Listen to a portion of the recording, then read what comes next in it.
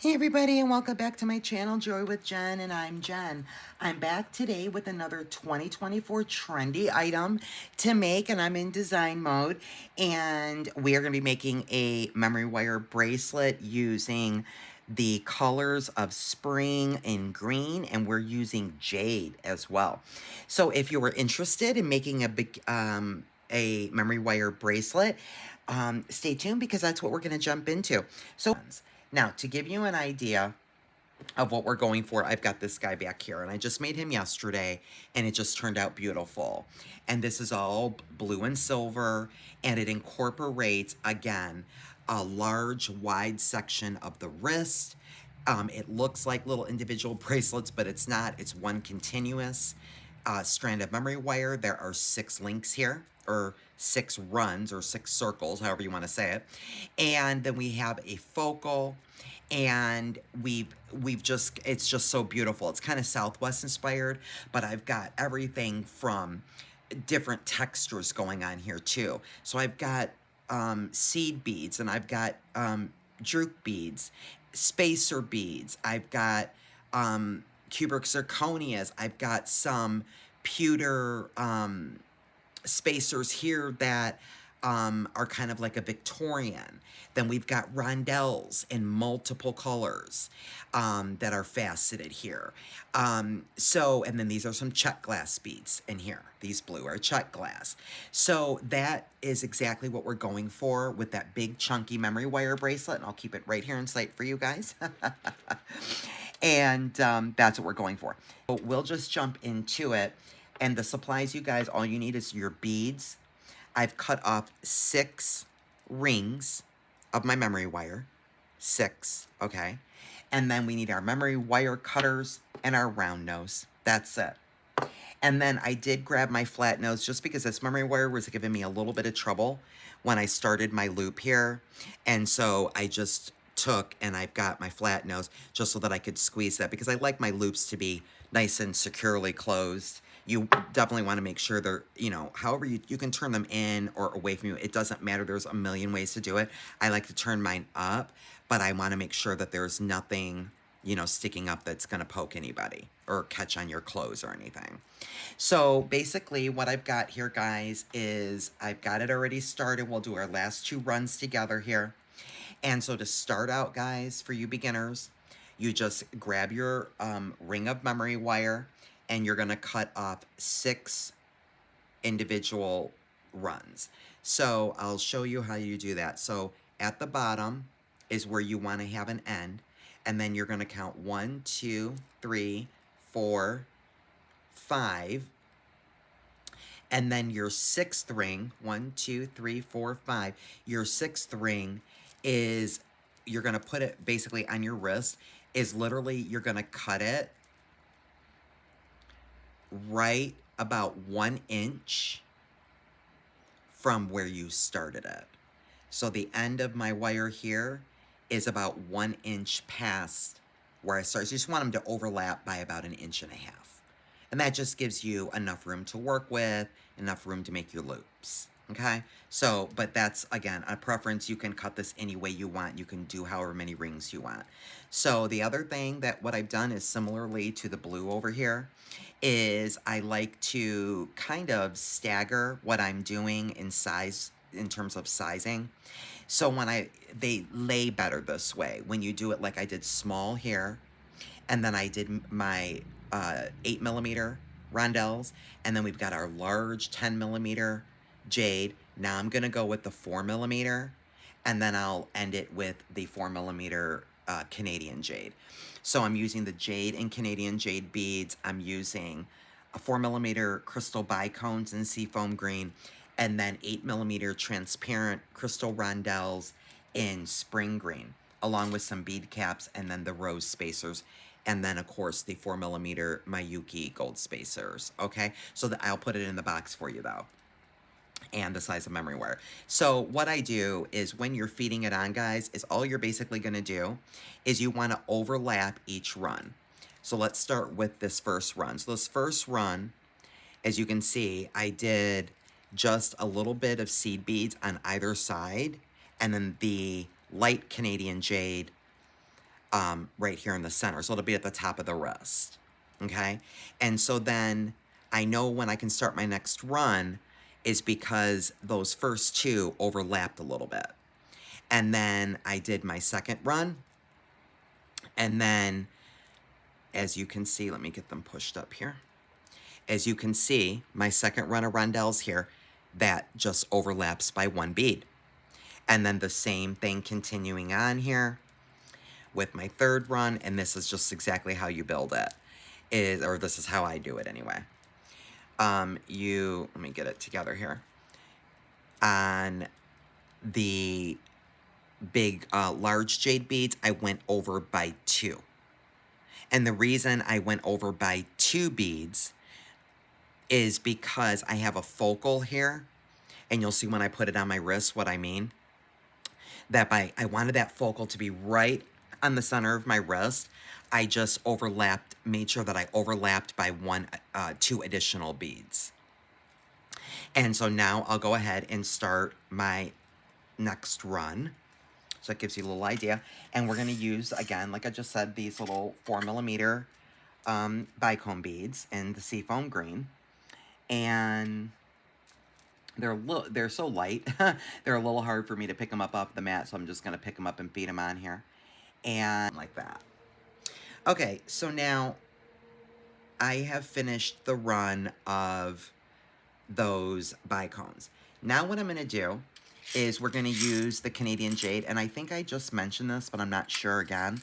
The Canadian Jade I have here is I've got it in both of like this and this is both Canadian Jade. And this is a very light colored, subtle looking green. It looks white, but it's actually a very, very light green. And these are almost like a hunter green, but they are in multiple shades of deep green. These are both 4mm Canadian Jade.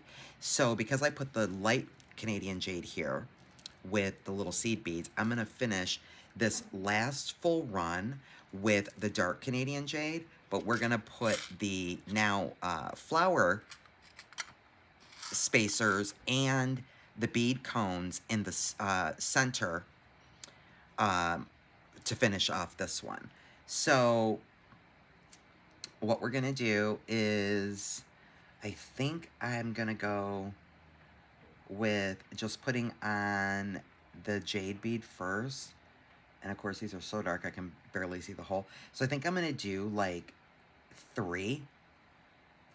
And then I'll do a flower spacer. And then just to give you an idea what I'm going for with these bead caps is I want the bead caps to be just around the top of the wrist and just like this section of these beads. So we want them to be just at the top of the wrist, not throughout the whole thing. So that's kind of in my head the idea what I'm going for here. And so I'm going to do, I did 3 and then a flower spacer. And now I'm going to do 2 and then a flower spacer.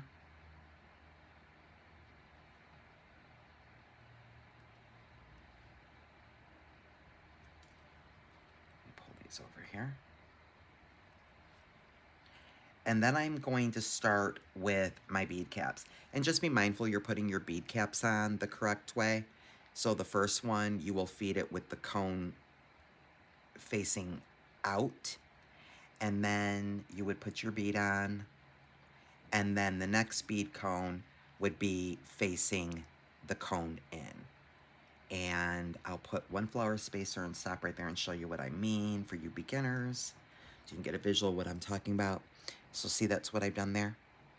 And as you can see, look how precious that is. These bead cones are perfect. And they are just hugging that jade bead just perfectly. So just be mindful when you're feeding on your bead cones, bead caps, that you're putting them on the right direction. And I'm just putting in between each of this run now bead caps. I'm going to go ahead and put in between each one a flower spacer. Start this and finish this the exact same way.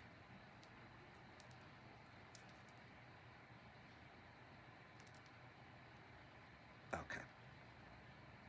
So you are going to just basically take the end of your wire. Let me pull it up there. Okay, so we're at our end now. Okay, so we finished our bracelet. And we just want to make sure that you look at your first end and just make sure everything is just pulled down. That's all. And in order to do that, you can just literally grab, you can even grab with your pliers, the end of your memory wire, because this is very different than, you know, our beading wire.